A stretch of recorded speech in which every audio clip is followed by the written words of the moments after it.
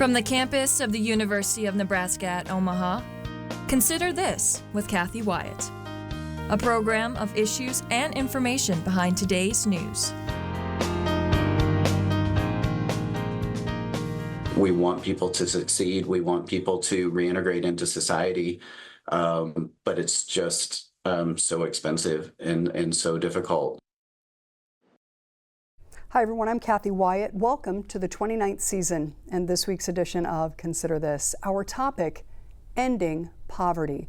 Joining us to talk more about it are UNO's Caitlin Town, Research Coordinator at the Nebraska Center for Justice Research, Laurel Sarascani, Assistant Professor at the Grace Abbott School of Social Work, and Hannah Keck, a graduate student at the school. Thank you all so much for being here and welcome. Thank you for having us. You bet. Caitlin, I want to start with you. How do you define poverty? Poverty is not having enough money and resources to be able to afford basic things. A roof over your head, the food in your stomach, things that you need to be able to contribute to society and interact. And you know, when we have segments of our population that aren't able to contribute and find a place of belonging in society, in the community, it doesn't just hurt those impacted, it also hurts our community. And so I think it's great with the Poverty Elimination Action Plan that the community is recognizing it for the problem, a community problem that it is. Okay, Laurel, how do we measure poverty? Well, as a nation, we measure it based off actually the cost of food in the 1960s. The federal poverty rate is based off a singular study in the 1960s that estimates the amount food cost for an average household. And then they found another study that said households spend a third of their income on groceries. So we multiplied it by 3, and that is the poverty rate we continue to use today for the entire nation. Wow. All right. Causes for poverty. The causes for poverty, there are a variety of different causes, but one of the largest is the income that households earn. If you look historically at the amount a middle class family is earning, it has decreased substantially, and as a result, we see poverty happening at the bottom of the distribution. I don't want to say that it increased because that goes back and forth, but the lack of pay from the job. I would also say that environmental factors.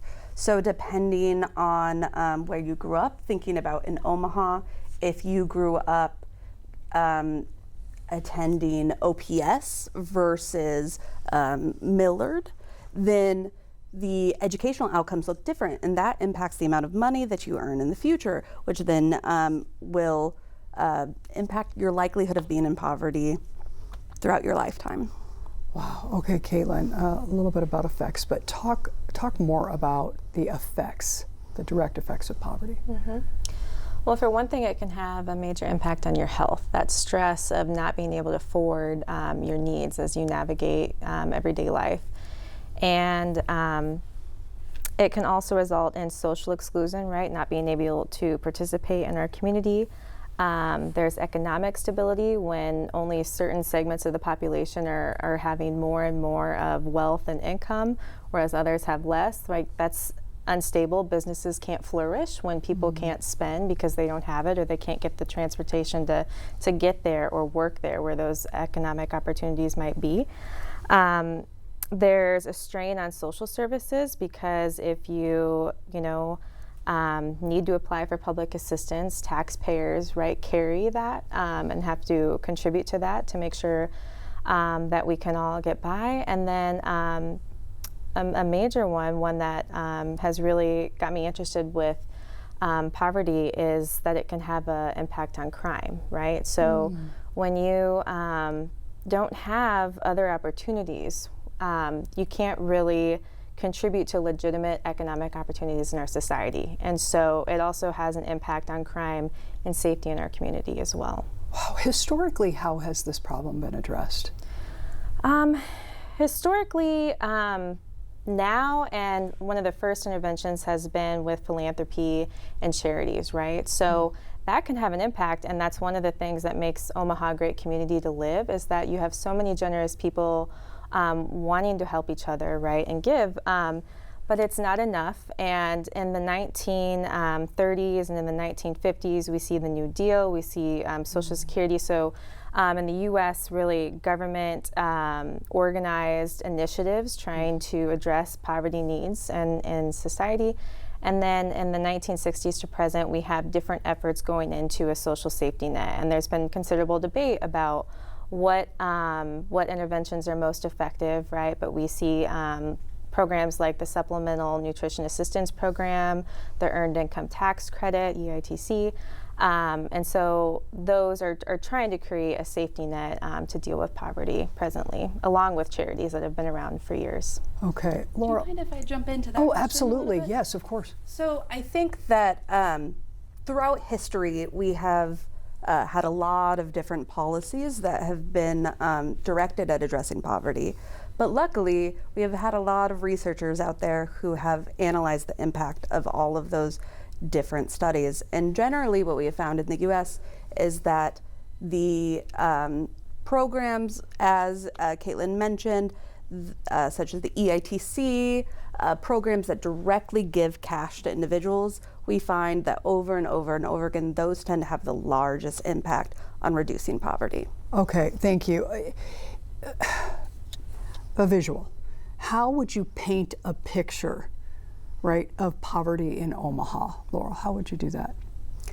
I think that it would be a very cloudy picture, honestly. I don't know that we've gotten a lot of information in this report about what poverty looks like, but poverty can be very difficult to capture comprehensively because, for example, we look at most of our numbers focus on Douglas County because this numbers just simply aren't available for the city itself. And they don't break it out by area of the city and the way it's measured and the way it's captured. So I think that we gathered a lot of information in this report about what people say they're struggling with, how much income they have. But we also know that costs vary by area of Omaha. The amount that you have to commute affects your likelihood of ending up in poverty. So I think overall, our poverty rate looks relatively similar to other similar cities in the Midwest, although our poverty rate among Black residents tends to be on the higher end of comparable cities, but there's still a lot unknown. Okay, thank you. Hannah, welcome. Thank you. LB 840, what is that? Yes, it is the Poverty Elimination Action Plan Act. So basically, when looking at this, this view of poverty in Nebraska, Senator McKinney introduced this act last session in 2024 to address poverty and the needs of Nebraska's residents who are impoverished. So it basically called Nebraska cities to kind of target their poor areas, poverty areas, and Omaha being one of the biggest, and basically come up with a plan for what they're going to do to help poverty in their city individually. So a big part of that is a needs assessment and getting community involvement, and you guys can feel free to add, because this is kind of the part that we were a part of, was doing these focus groups and getting community members of all kinds engaged in this discussion of the causes and the effects of poverty in Omaha, so that we can make an Omaha specific needs assessment and then target it. Nicely done. Okay, we have a graphic of the key findings, and we're going to put that up for our viewers. And as we're doing that, I would welcome any of you to comment on what we have there and maybe elaborate a bit. So who would like to start? I will. Go ahead, Caitlin. Sure. So this first key finding with home ownership cost in Omaha. So like Hannah said, with the needs assessment, we talked and we really wanted to get the community perspective. And housing coming through from our community members was one of the top needs.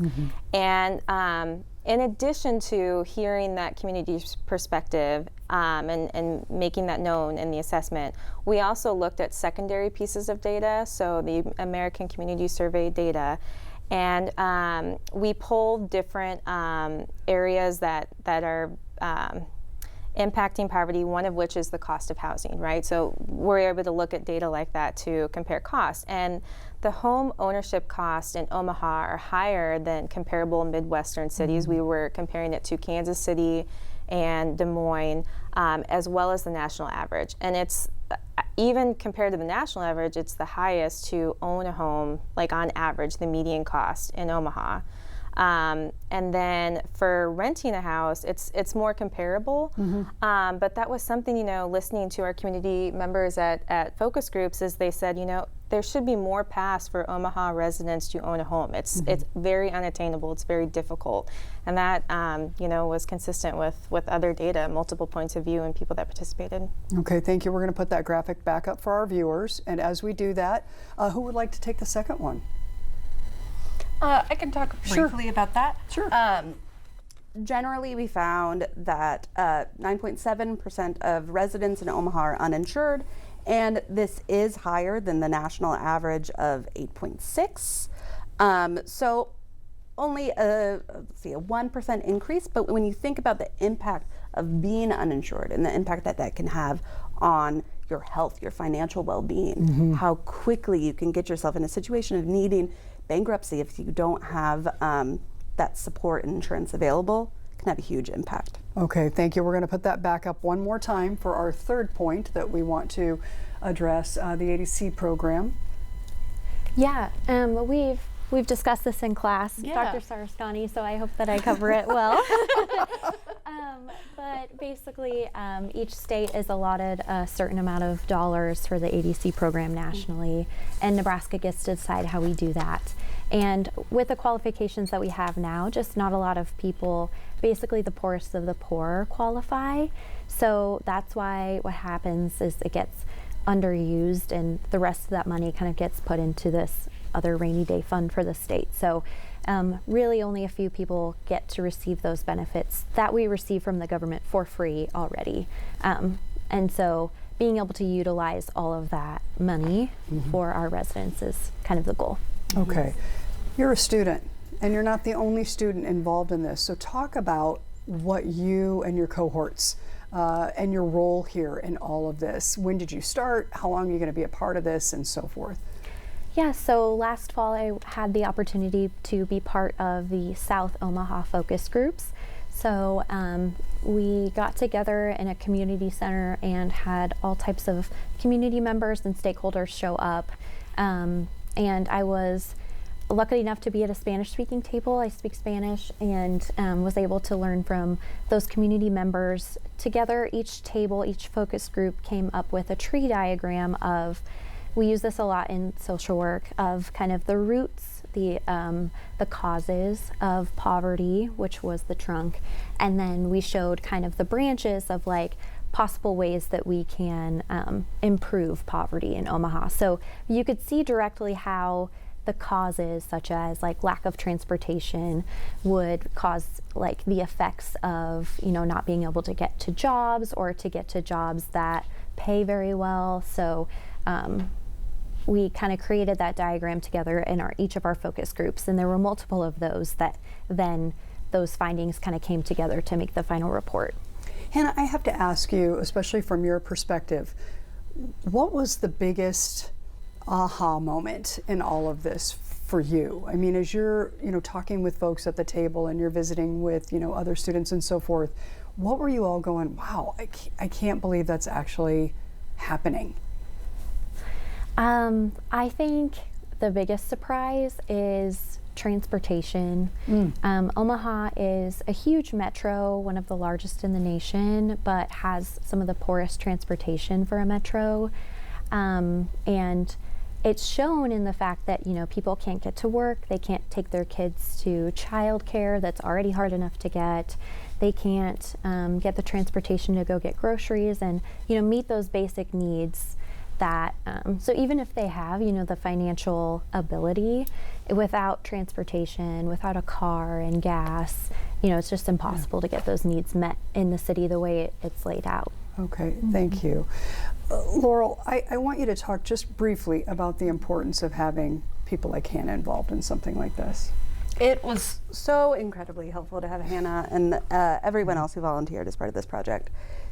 As Hannah said, we did these meetings with the community, and we were incredibly lucky to have a huge turnout in both the South Omaha and North Omaha community meetings. And there would be no way for us to collect data to get the responses from everyone in that room without a large number of volunteers. And Hannah is a great example of one of our students who had already been trained in our classrooms here at UNO through the social work department, and had some of those basic interview skills and motivational interviewing skills that she could pull into that conversation and help us get the data that not only we needed, but our community needs us to capture to be able to address poverty. Okay, I want to put up another graphic for the viewers. We're going to talk solutions here, just in terms of what you're thinking. We've talked about the challenges, so proposed solutions. Just briefly walk us through each of these items, if you would. Laurel. Sure. So one solution or recommendation that came out of our meetings with the community were particularly focused on housing. And our attendees said that they wanted to expand and preserve affordable housing and have tenant protections here in Omaha that better serve our community. So that was one of our final solutions that we recommended. We also would love to see more economic supports created through our city to support our residents. A specific recommendation that we included was some cities have put into place their own earned income tax credit. And so that is a tax credit that's designed to help struggling working individuals receive more of their taxes back. And there's been a plethora of research on the ETC, and it shows us over and over and over again that it is one of the most effective anti-poverty tools that we have in this country. So if we put a local one in place, like several other places have, the research says we would find a significant decrease in poverty. Wow, okay. I want to put that graphic back up one more time, if we could. What else is important to note specifically on here, Laurel, in terms of this big picture? It's so hard to choose because they're all so important, but I think employment is huge. So again, talking to the community and within the data, what we saw over and over and over again is that people are working in Omaha. It is not that we have a high unemployment rate, that these people, sometimes when we talk about the poor, we're like, oh, they're just staying at home and doing nothing. That is not the case for people in poverty in Omaha. It's just that we have a lot of very low incomes for jobs, that people are just not earning anything that would cover the expenses of life. And so people are either having to work 2 or 3 jobs, which if you have a child, you know, is just simply not possible. So people feel like they have no upward mobility, that there's no way for them to get out of poverty. And so we need to provide training to people who are suffering economically so that they can be trained in job markets that are expanding in Omaha. And we have employers here who are willing to help provide that training to get the employees that they need. So we think that there is an opportunity to collaborate employers with employees to ensure that they have the training they need to move up and to make slightly more money. Caitlin, I wanted to ask you, because this is such a big thing, right? I mean, we've been looking at lists throughout the program. How are you planning to implement something like this? I mean, it's great to have all these discussions, right? All these ideas, all these proposed solutions, but how do you get it from here to actually implementing it? Yeah. Well, the report lays out several different solutions, right? And we also provided the city steps, to just consider like how do we financially support a particular policy or proposal. And so we've put that forward, and with all of these different recommendations that we've made, another thing that we're seeing is there needs to be coordination, right? Like there might be support, but we don't have coordination and the continuity to keep that going. So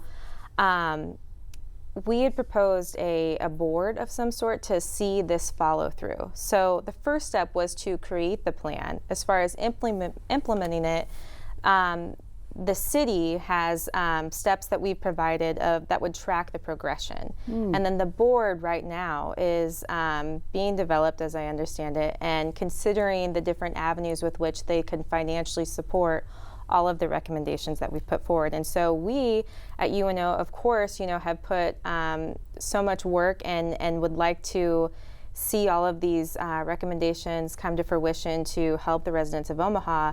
So we're going to continue to support that process. But right now, the board and the city is going to need to take steps to move that forward as well. Yeah, because Laurel, another question that people are always asking in a situation like this, a study like this, is that sustainability piece, right? Okay, now you've begun to implement things, right? How do you plan to sustain it? I'm sure those discussions were had, and I know you can't solve all the world's problems today, but when it comes to sustainability, what have those discussions been like?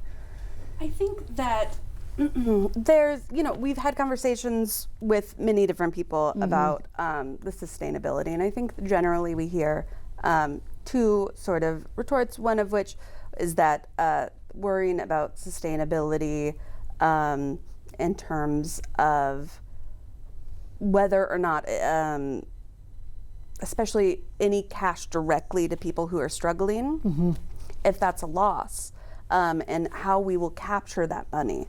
But what we tried to emphasize is that we know that when you give cash assistance to people in poverty, that the return on investment in the long run is thousands to one, meaning that we are confident based on research after research after research study that show direct cash assistance actually pays back the state. So not only do you get back that initial investment, but you earn back more. So we're confident in the long run, the city would benefit dramatically from any sort of poverty elimination, because people will no longer have to need some of the public benefits that they rely on. Children will get a better education, which means that they're going to earn more, which means they're going to pay more taxes, which means their health is going to be better. The benefits are just back to back to back. And I would just add to that too, less people being incarcerated as well. That encounter crime when they don't have other options available. I want to talk, Caitlin, a little bit about where we go from here, not just in terms of this plan, but the three of you and your involvement, and then the other folks who were on this and are part of this team. So where do we go from here, Caitlin? I think there is a public awareness campaign happening right now. I think there were some community members really hesitant to participate in this, to share their insights, and I think that there were also people approving the plan that were concerned about the initial investment, right? Which we know that there's this it's the initial investment, but it's a return eventually, and we see several cost-benefit analyses that demonstrate that, as Dr. Sarascani was saying. So from here, I think continuing to raise awareness about the benefit the public is going to receive, demonstrating that it's worth the investment, our citizens are worth that, and also, my colleagues at UNO, we have more research that can continue to support that. And there's a lot of programs right now that are in criminal justice that are also showing the benefit of direct cash in hand, but also programs and education that go along with that. So, there's some skeptics that say cash in hand, well, what are folks going to do with that? And so instead of just personal education, complementing it with the actual resources to be successful and contribute in our community. And so I want to study that. I want to support my colleagues, and I want to raise more awareness about what can happen here. Awesome. Thank you. Laura, what about you? So I hope to stay involved with the project as they continue to evaluate moving forward how to implement these changes. I'm a part of the task force that the mayor has put together. But then also generally, all of my research focuses on similar topics around poverty. For example, one project that I am starting right now is to address the issue I mentioned earlier, where there is simply no reliable way to measure poverty within our state in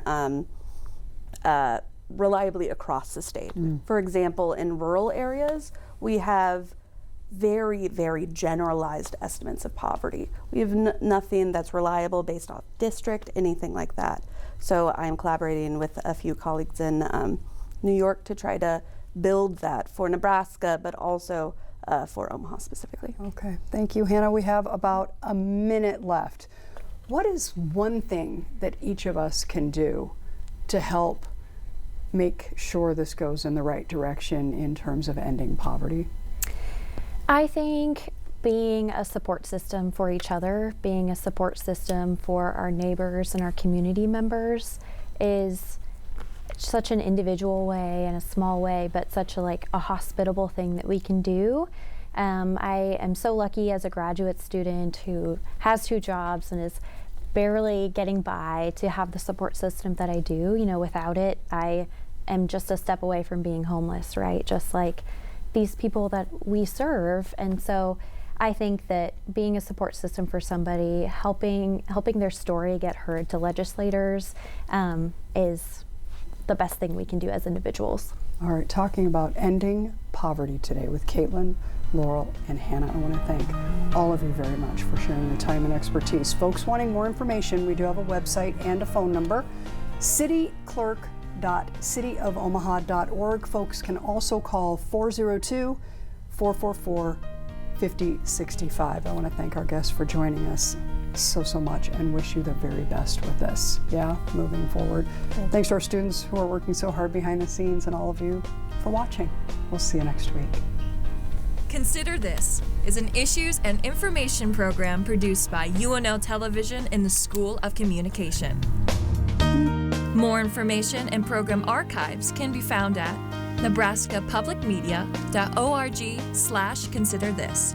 If you'd like to share your comments about this program, call the UNO School of Communication at 402-554-2600 during regular business hours, or send an email to cwyatt@unomaha.edu.